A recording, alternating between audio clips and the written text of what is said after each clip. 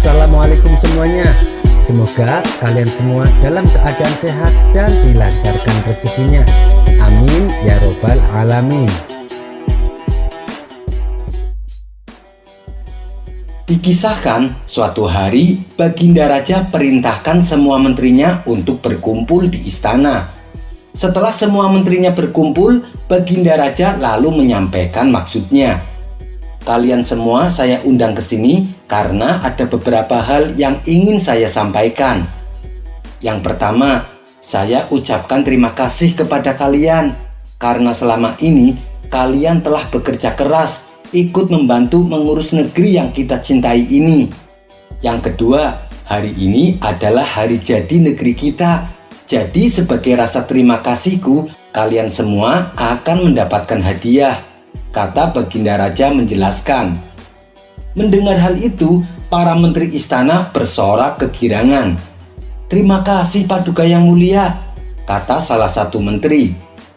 Di tengah suasana penuh kegembiraan, tiba-tiba salah satu menterinya bertanya, Paduka yang mulia, bukankah Abu Nawas juga sering membantu menangani masalah yang ada di dalam negeri kita? Dia juga sering menghibur Paduka yang mulia. Tapi kenapa dia tidak diundang? Seketika Baginda Raja tersadar. Ia hampir saja melupakan seseorang yang sangat ia kagumi akan kecerdikannya. Terima kasih wahai menteriku, kamu telah mengingatkan saya, balas Baginda Raja. Kemudian Baginda Raja memerintahkan beberapa pengawal untuk segera memanggil Abu Nawas. Tidak berapa lama, datanglah Abu Nawas ke istana menghadap Baginda Raja. Sesaat Abu Nawas sempat terkejut karena yang ia lihat tidak seperti biasanya. Seluruh menteri istana berkumpul tanpa ada satu orang pun yang tidak hadir. Ampun Paduka yang mulia, ada gerangan apa Paduka memanggil saya? Sepertinya ada masalah yang serius, tanya Abu Nawas. Tidak ada masalah apa-apa Abu Nawas. Justru ini adalah hari yang penuh kebahagiaan, balas Baginda Raja. Alhamdulillah kalau begitu, tapi ada tujuan apa saya dan semua menteri istana diperintah menghadap Paduka? Tanya Abu Nawas kembali. Baginda Raja lalu memberitahu bahwa Baginda Raja akan memberikan hadiah kepada semua menterinya termasuk Abu Nawas.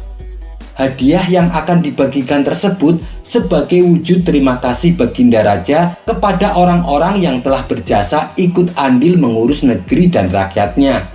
Kemudian Baginda Raja mengajak Abu Nawas dan semua menterinya memasuki ruangan besar yang penuh dengan perhiasan emas.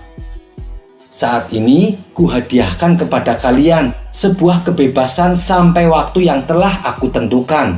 Silahkan peganglah apa yang besar yang ada di dalam ruangan ini.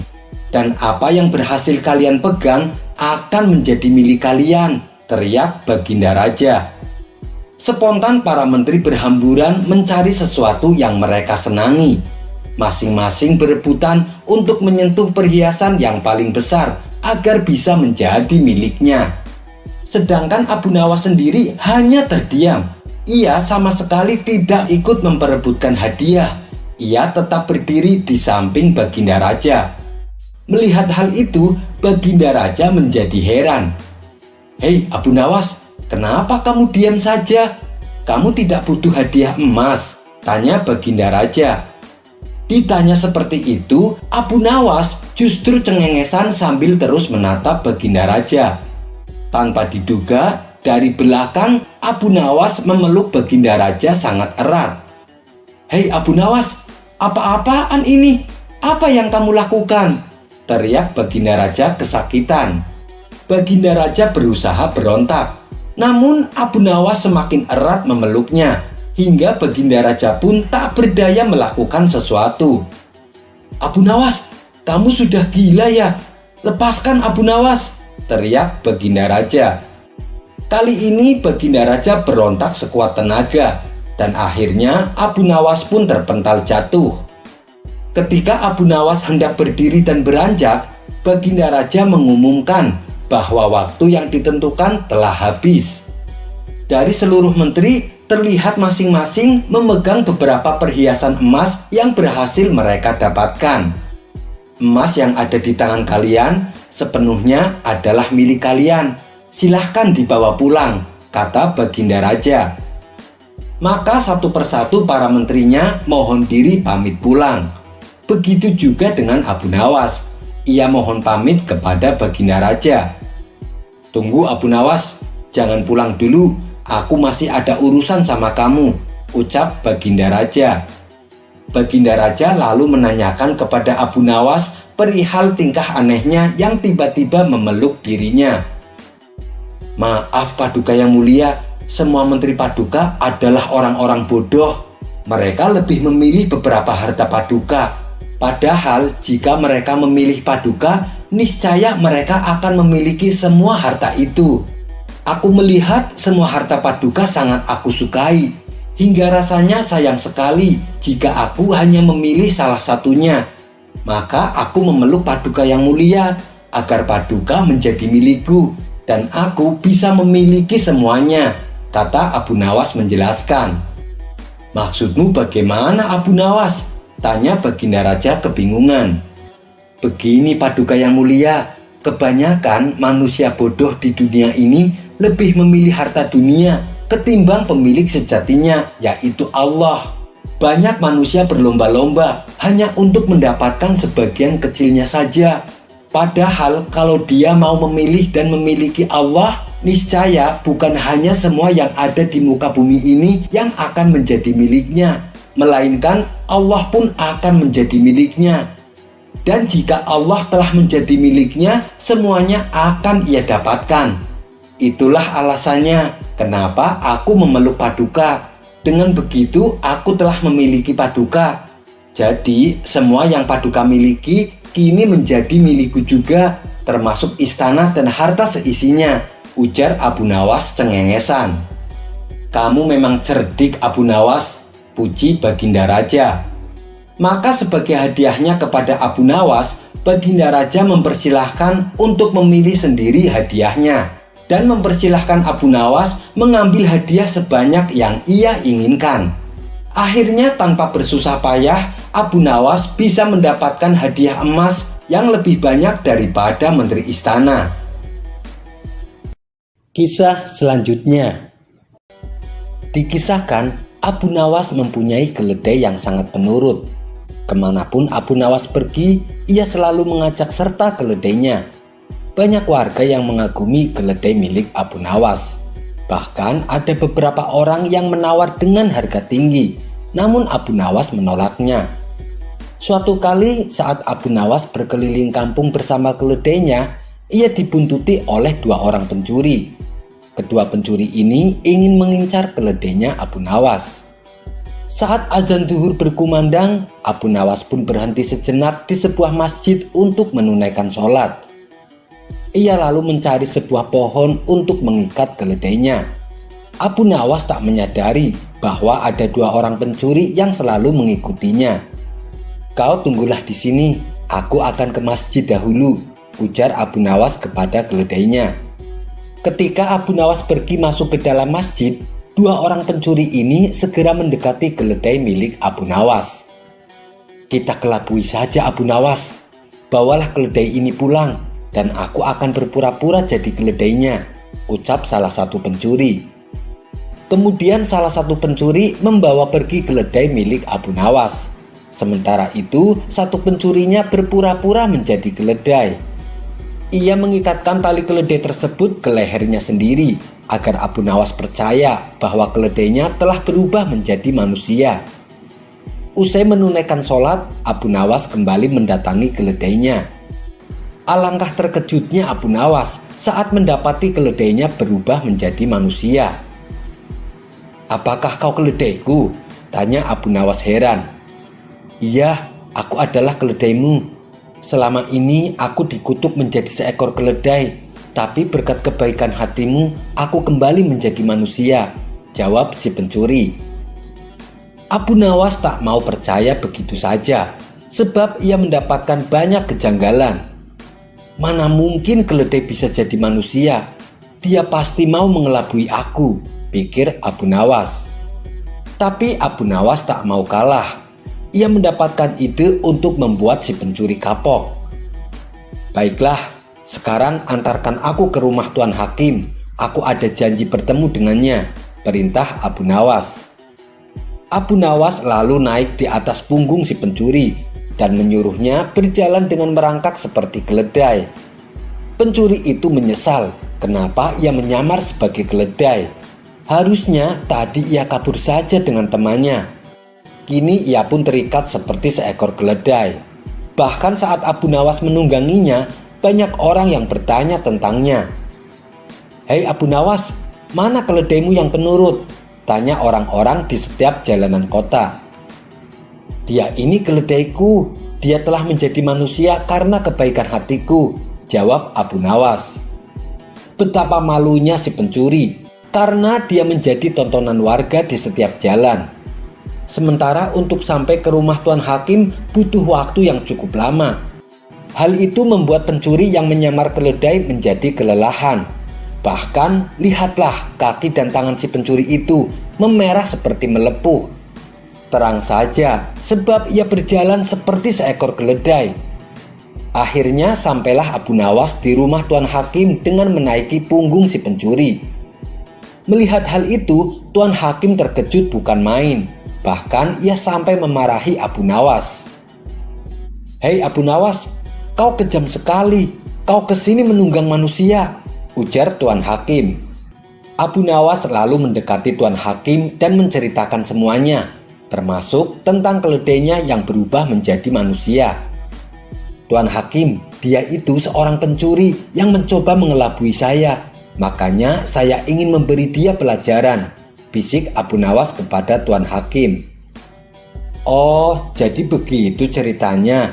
Sebaiknya kita ke dalam dulu Abu Nawas," ajak Tuan Hakim. Abu Nawas lalu mengikat si pencuri ke salah satu pohon layaknya seekor keledai. Sementara itu, teman si pencuri ternyata mengikuti Abu Nawas. Ia hendak menyelamatkan temannya yang pura-pura menjadi keledai. Abu Nawas pun masuk ke dalam rumah Tuan Hakim. Mereka berpura-pura diskusi, padahal mereka berdua sedang mengintai si pencuri yang terikat. Benar saja, tiba-tiba muncullah salah satu temannya untuk menolong. Ia berusaha menyelamatkannya dengan melepaskan tali yang mengikat pada leher kawannya itu. Namun karena kaki temannya luka parah, ia kesulitan untuk membawa temannya itu. Akhirnya Tuan Hakim dan Abu Nawas langsung memergoki mereka. "Siapa sebenarnya kalian?" tanya Tuan Hakim. "Maafkan kami Tuan Hakim, kami adalah pencuri. Niatnya kami ingin mengelabui Abu Nawas, tapi malah kami yang kena batunya," jawab kedua pencuri tersebut. "Kembalikan keledainya Abu Nawas, atau kalian akan saya masukkan ke dalam penjara," ancam Tuan Hakim. "Baik Tuan Hakim," jawab mereka berdua. Kemudian salah satu pencuri pulang ke rumah untuk mengambil keledai Abu Nawas dan mengembalikannya. Setelah keledai tersebut dikembalikan kepada Abu Nawas, Tuan Hakim berkata kepada dua pencuri ini, "Sebenarnya aku hendak menghukum kalian, tapi melihat luka yang dialami temanmu, aku tidak sampai hati. Aku mau mengampuni kesalahan kalian, tapi dengan syarat kalian tidak akan mengulangi perbuatan kalian," tutur Tuan Hakim. Akhirnya Abu Nawas mendapatkan kembali keledainya. Tentunya keledai sungguhan, bukan keledai berkepala manusia. Sedangkan kedua pencuri itu menyadari kesalahan mereka. Mereka berjanji tidak akan mencuri lagi. Kisah selanjutnya. Hampir semua tugas yang diperintahkan Baginda Raja kepada Abu Nawas terbilang aneh, bahkan bisa dikatakan mustahil dan tidak masuk akal. Bagaimana tidak, Baginda Raja pernah menugasi Abu Nawas untuk mengajari lembu mengaji. Kala itu Abu Nawas seperti orang kesurupan. Lembu itu dihajar dengan cambuk setiap hari, sehingga binatang berkaki empat itu pun meraung-raung kesakitan. Walhasil Abu Nawas gagal mengajari lembu itu mengaji. Akan tetapi Baginda tetap saja menghadiahkan lembu itu kepada Abu Nawas. Abu Nawas pun senang menerimanya. Nah, pada suatu ketika Baginda ingin kembali menguji Abu Nawas. Kali ini Baginda Raja menghadiahi Abu Nawas seekor keledai. Sudah barang tentu Abu Nawas menerimanya dengan senang hati. Lalu Baginda Raja berkata kepada Abu Nawas, "Hai Abu Nawas, ajari keledai itu membaca. Dalam 2 minggu datanglah kembali kemari dan kita lihat hasilnya. Kalau kamu berhasil, maka keledai itu aku hadiahkan untukmu. Tapi kalau kamu gagal, kamu akan saya hukum 3 bulan penjara." Wajah Abu Nawas yang tadinya ceria mendadak berubah menjadi murung. Ingin rasanya ia mengembalikan keledai pemberian sang raja, tapi itu tidak mungkin. Kalau ia menolak perintah sang raja, ia tetap saja akan mendapatkan hukuman. Maka dengan amat sangat terpaksa Abu Nawas menerima perintah tersebut. "Baiklah Baginda yang mulia, hamba akan coba mengajari keledai itu membaca," ucap Abu Nawas dengan nada kecewa. Di sepanjang perjalanan pulang, Abu Nawas tak habis pikir, kenapa sang raja selalu memberinya tugas yang aneh-aneh. Dulu ditugasi mengajari lembu mengaji, dan sekarang ditugasi mengajari keledai membaca. Semua orang pun tahu mana ada hewan bisa mengaji dan membaca. Di sisi lain, Baginda Raja sangat menikmati permainan ini. Baginya ini adalah hiburan yang menyenangkan. Sebab dari permainan inilah Baginda sering menemukan hal baru dan kelucuan daripada Abu Nawas. Setibanya di rumah, Abu Nawas terus memandangi keledai pemberian sang raja. Bagaimana mungkin hewan bodoh ini bisa membaca? Diajari sampai kiamat pun tidak bakalan bisa, gumam Abu Nawas dalam hati. Tidak berapa lama kemudian, datanglah istri Abu Nawas pulang dari pasar. Di tas belanjaannya, Abu Nawas melihat ada biji gandum yang baru dibelinya. Muncullah ide cemerlang pada diri Abu Nawas. Ia pun tersenyum dan segera mengumpulkan biji-biji gandum tersebut. Waktu yang ditentukan pun tiba. Abu Nawas datang menghadap sang raja di istana dengan membawa keledainya. "Bagaimana Abu Nawas? Apakah engkau sudah mengajarinya membaca?" tanya sang raja. Abu Nawas menjawab, "Sudah Paduka yang mulia." Lalu sang raja menyuruh pelayan istana untuk mengambilkan buku besar. Buku besar itu kemudian diletakkan di hadapan keledai dan Abu Nawas. "Hai Abu Nawas, suruhlah keledai itu untuk membaca buku di hadapannya," perintah sang raja dengan penuh penasaran. Abu Nawas kemudian menepuk punggung keledai. Seolah mengerti dengan perintah Abu Nawas, keledai itu berjalan mendekati buku besar tersebut. Si keledai mulai membalik-balikan halaman buku satu persatu dengan lidahnya, dan itu dilakukannya terus-menerus sampai halaman terakhir. Setelah itu, si keledai menatap Abu Nawas, seolah mengisyaratkan bahwa tugasnya telah selesai. Abu Nawas lalu berkata, "Paduka lihat sendiri kan? Keledai itu sudah membacanya sampai halaman terakhir." Dengan penuh keheranan, sang raja bertanya kepada Abu Nawas, "Bagaimana cara engkau mengajarinya?"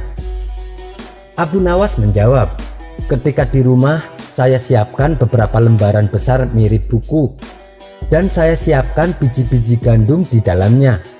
Keledai itu harus belajar membalik-balikan halaman untuk bisa makan biji-biji gandum itu, sampai ia terlatih betul untuk membalik-balik halaman buku dengan benar."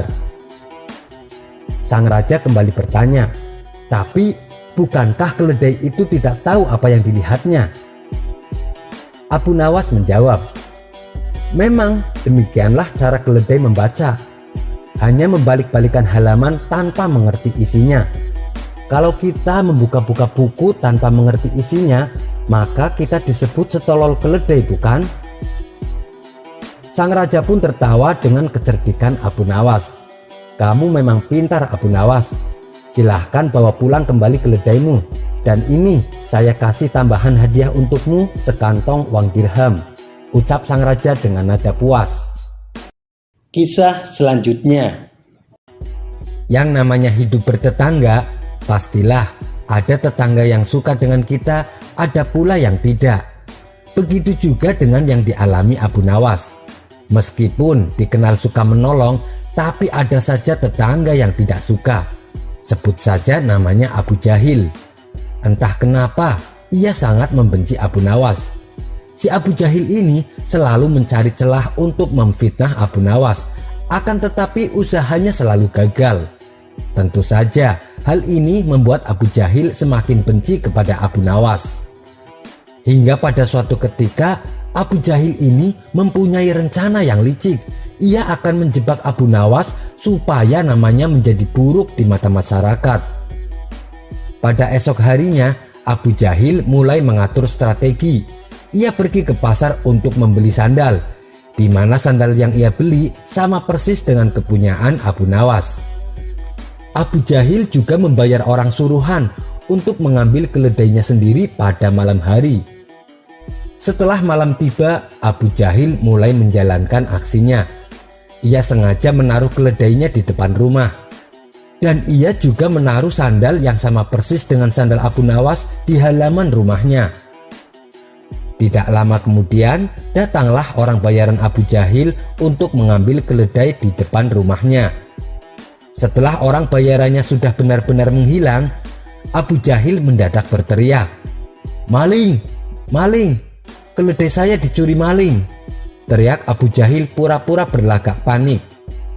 Sontak teriakan Abu Jahil ini mengundang perhatian para tetangganya. Mereka lalu berduyun-duyun mendatangi rumah Abu Jahil. "Ada apa Abu Jahil?" tanya salah satu tetangganya. "Keledai saya dicuri maling, tapi malingnya sempat saya pergoki," jawab Abu Jahil. "Kamu berhasil mengenali wajahnya Abu Jahil?" tanya tetangga yang lain. "Enggak sih, karena waktu saya pergoki, malingnya langsung panik dan lari terbirit-birit sampai ia meninggalkan sandalnya," kata Abu Jahil sambil menunjukkan sandal di halamannya. "Loh, ini kok seperti sandal Abu Nawas? Tapi masa iya sih Abu Nawas mencuri keledaimu?" ujar tetangganya tak percaya. "Ya, namanya orang lagi khilaf, apapun pasti dilakukannya. Apalagi sekarang Abu Nawas sudah lama tidak diberi hadiah baginda raja. Pastinya dia tidak punya uang lagi untuk beli makanan," ucap Abu Jahil memprovokasi.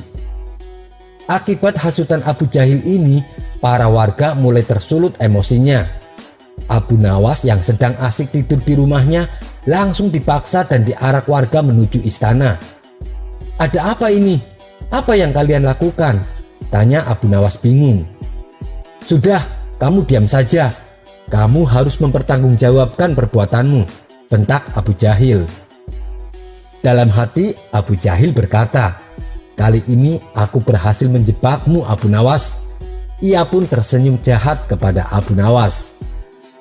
Setibanya di istana, baginda raja kaget ada rombongan warga datang ke istana. Terlebih lagi di situ ada Abu Nawas dengan kondisi tangan terikat. "Ada apa ini? Kenapa malam-malam datang kemari?" tanya baginda raja. "Ampun Paduka yang mulia, saya mau melaporkan keledai saya dicuri Abu Nawas," jawab Abu Jahil. Abu Nawas yang mendengar pengaduan Abu Jahil hanya terdiam. Ia menunggu saat yang tepat untuk membongkar kedok Abu Jahil. "Memangnya kamu punya buktinya Abu Jahil? Apakah keledaimu ada di rumah Abu Nawas?" tanya baginda raja. "Keledainya memang tidak ada di rumah Abu Nawas. Bisa saja dia menaruhnya di tempat lain Paduka yang mulia. Tapi saya punya bukti yang lain." Baginda raja kembali bertanya, "Coba tunjukkan bukti yang kamu punya." Abu Jahil lalu menunjukkan sandal yang mirip dengan sandal Abu Nawas. "Ini buktinya Paduka yang mulia. Waktu saya pergoki, Abu Nawas lari terbirit-birit sampai meninggalkan sandalnya di halaman rumah saya," tutur Abu Jahil. "Apa benar itu sandal kamu Abu Nawas?" tanya baginda raja kepada Abu Nawas. "Bukan baginda, tapi sandal itu emang mirip dengan sandal saya," jawab Abu Nawas. "Kamu jangan mencoba mengelak Abu Nawas, jelas-jelas itu sandal kamu," bentak Abu Jahil. Sudah, "Berikan sandal itu padaku," pinta Baginda Raja kepada Abu Jahil. Setelah Abu Jahil memberikan sandalnya, Baginda Raja lalu memanggil Abu Nawas. "Abu Nawas, kemarilah. Coba pakai sandal ini," perintah Baginda Raja. Dan setelah dicoba, sandal yang dibawa Abu Jahil tidak muat di kaki Abu Nawas. Melihat hal itu, Abu Jahil mulai belingsatan. Mukanya pucat dan keringat dingin mulai keluar dari tubuhnya. "Ini jelas-jelas bukan sandal Abu Nawas. Kamu jangan menuduh orang sembarangan. Atau jangan-jangan kamu ingin memfitnah Abu Nawas," bentak Baginda Raja geram kepada Abu Jahil. Dengan mulut terbata-bata, Abu Jahil menjawab, "Maaf Paduka Yang Mulia, saya kira itu sandalnya Abu Nawas." Ternyata Abu Jahil salah perhitungan. Saat ia membeli sandal yang mirip dengan sandal Abu Nawas, Abu Jahil tidak mencocokkan dengan ukuran kakinya Abu Nawas. Di saat Abu Jahil mulai terbongkar rencana busuknya, Abu Nawas langsung melancarkan aksinya. "Begini Paduka Yang Mulia, sebenarnya Abu Jahil sudah berulang kali dia mencoba berbuat jahat, tapi rencananya selalu bisa saya gagalkan," tutur Abu Nawas. Perkataan Abu Nawas ini juga dibenarkan oleh warganya. "Benar Baginda, benar apa yang dikatakan oleh Abu Nawas. Dan kami sungguh sangat menyesal dan kecewa karena kali ini kami termakan hasutan Abu Jahil. Kami minta maaf Abu Nawas," ucap mereka. Abu Nawas pun memaafkannya, karena pada dasarnya mereka hanya termakan hasutan Abu Jahil. Sementara Abu Jahil langsung dimasukkan ke dalam penjara atas perbuatan yang dilakukannya. Kisah selanjutnya. Bukan sekali dua kali Abu Nawas melancong ke negeri tetangga. Dalam setahun mungkin ia sudah 3 kali meninggalkan negerinya. Tentu saja keperluannya untuk berdagang.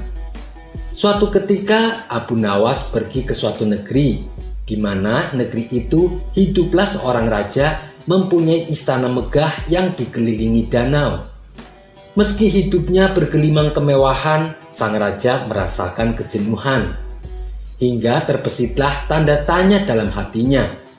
Mengapa tidak ada satupun ksatria yang sukses masuk ke istana dengan berenang di danau tersebut?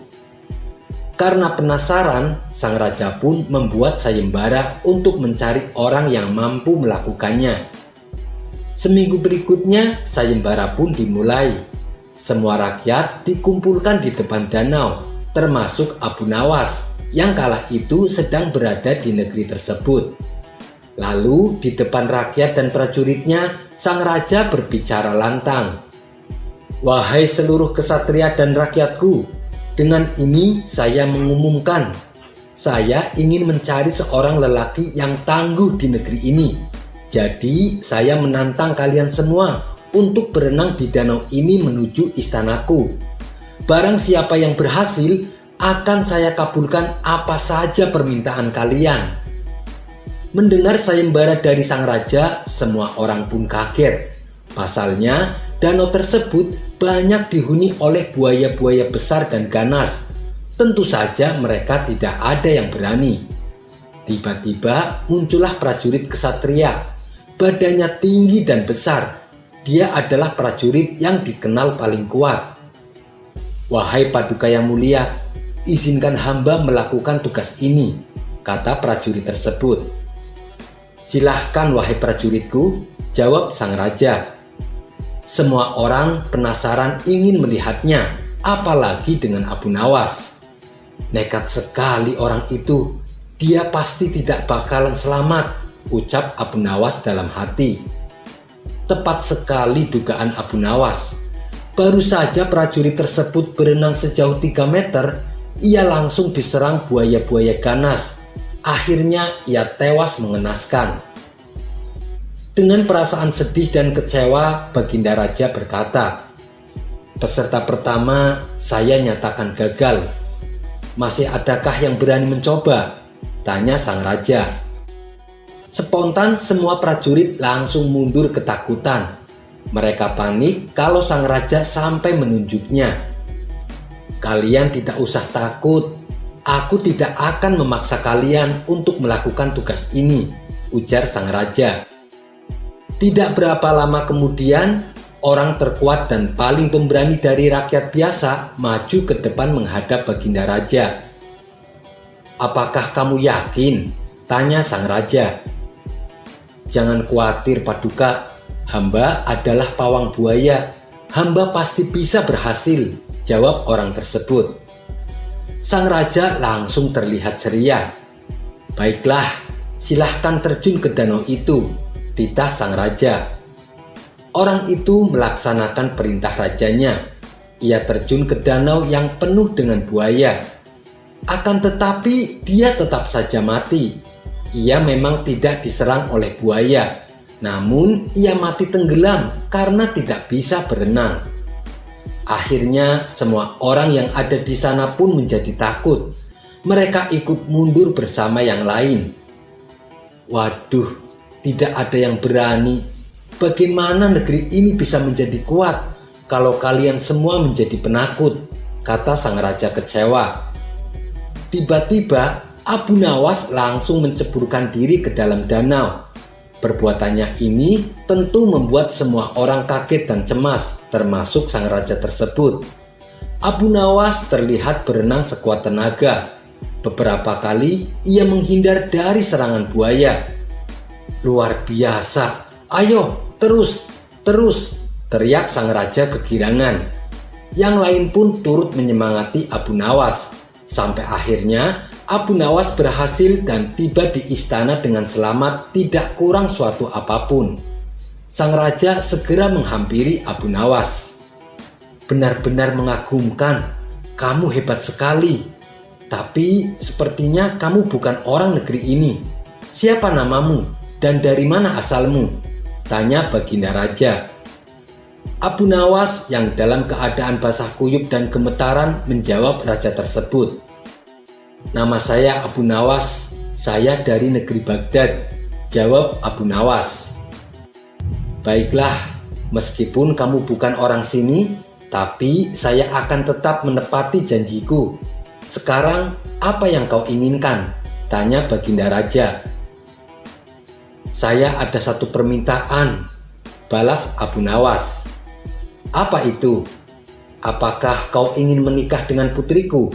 tanya sang raja. Bukan itu," jawab Abu Nawas. Sang raja sedikit terkejut. Bagaimana mungkin sang putri yang cantik jelita ditolaknya mentah-mentah? "Apa kau ingin istana dan hartaku?" tanya sang raja mulai cemas. "Itu juga bukan. Aku tidak menginginkan semua itu," sahut Abu Nawas. Sang raja lega mendengarnya. Ia pun kembali bertanya kepada Abu Nawas, "Lalu apa yang kau inginkan?" Dengan wajah penuh amarah, Abu Nawas menjawab, "Saya ingin tahu siapa yang tadi mendorongku hingga aku terjatuh ke danau." Sekian dulu perjumpaan kita kali ini. Sampai bertemu lagi di kisah selanjutnya.